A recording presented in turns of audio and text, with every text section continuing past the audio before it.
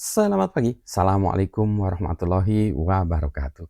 Berjumpa kembali dengan Budi Rajo di Padepokan Budi Rajo. Kita mulai dengan ngopi dulu, virtual kopinya.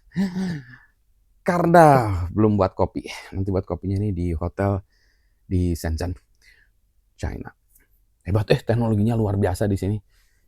Kerjaan saya ke Shenzhen apa? Dasar nerds ya, borong komponen. Pergi ke Changbai tadi ya, beli komponen, lihat alat-alat elektronik. Bukan beli handphone, tapi beli komponen sensor, SP32, dan seterusnya. Ini udah tua-tua masih seneng ngoprek ya. Ini saya ingin komentari soal ada video yang muncul gara-gara PDNS kena serangan ransomware, terus ada orang yang marah-marah gitu ya, mengatakan bahwa ini harusnya diserahkan kepada orang muda, jangan orang-orang tua yang ngurusin teknologi gitu.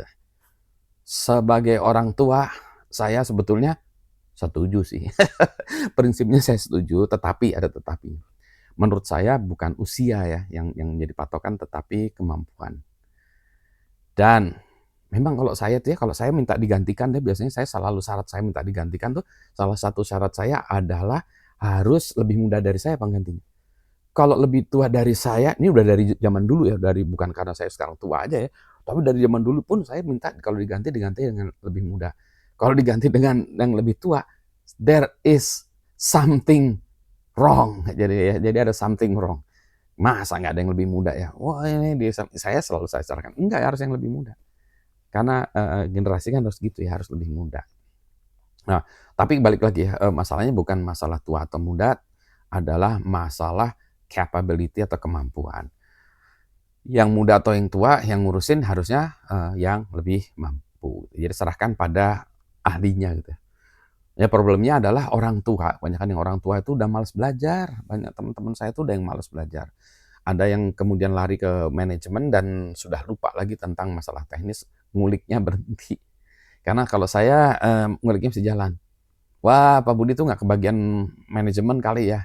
Bukannya nggak kebagian, nggak mau. Ya memang tiap orang beda-beda ya, saya karakternya gitu, saya tidak suka. Meskipun tetap sekarang saya harus ngurusin berbagai manajemen, jadi ketua pusat ini itu, bos perusahaan, CEO, tapi CEO yang masih coding gitu. Itu kalau dilihat ya di luar negeri pun demikian juga, banyak orang-orang tua yang masih berkarya. Itu lihat kalau orang hebat-hebat tuh ya, Einstein segala macem ya, Tesla, itu semuanya orang-orang tua. Kalau yang muda-mudanya sekarang lebih hebat-hebat sih, Elon Musk tuh muda ya. Bill Gates dulu juga masih muda, sekarang udah tua. Dulu masih muda juga ya. Jadi memang harusnya digantikan anak-anak muda. Orang tua, nah itu tadi, udah malas ngoprek. Yang kedua, orang tua tuh biasanya juga ini otaknya juga ya karena sudah lebih lebih lebih lambat ya dalam hal proses belajarnya. Bukannya lebih bodoh, tapi lebih lambat aja. Bayangkan gini, kalau kita punya buku ya, buku yang baru dan buku yang lama yang sudah ada tulisannya, nah kita coret-coret, kita hapus, kita setip, kita hapus, kita tulis lagi dengan ilmu-ilmu yang baru. Atau buku yang lama kita kasih tulisan-tulisan baru yang baru. Jadi bukunya tuh udah penuh, susah untuk belajar yang baru. Kalau buku yang masih baru, ini anak muda yang masih baru, masih kosong, ditulis dengan ilmu yang baru itu kan lebih mudah ya.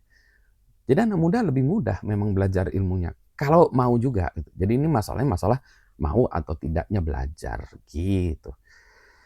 Sekarang aja sampai sekarang saya masih ngoprek. Kemarin ke toko buku juga yang dicari buku-buku komputer juga.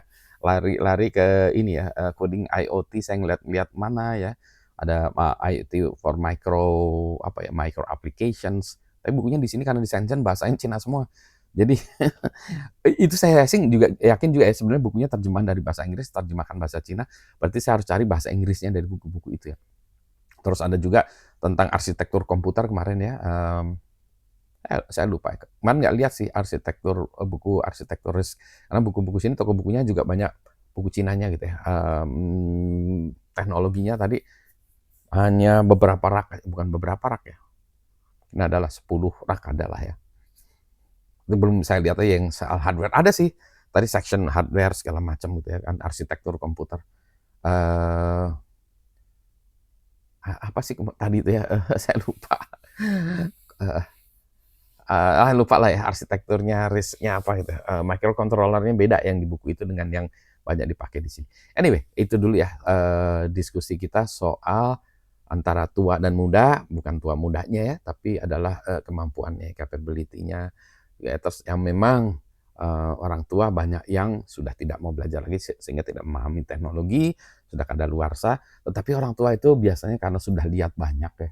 Jadi itu ya pengalaman itu yang pentingnya juga ya. Meskipun harus update dengan teknologi yang kekinian. Banyak anak muda juga yang merasa bahwa sudah sok tahu ya, merasa wah hebat segala macam, tapi sebetulnya dia juga kurang dari segi foundation-nya dan kurang pengalamannya aja gitu. Nah, pengalaman kan nanti dari jam terbang ya, itu akan sesuai usia akan nambah gitu, merem aja nambah gitu kan ya.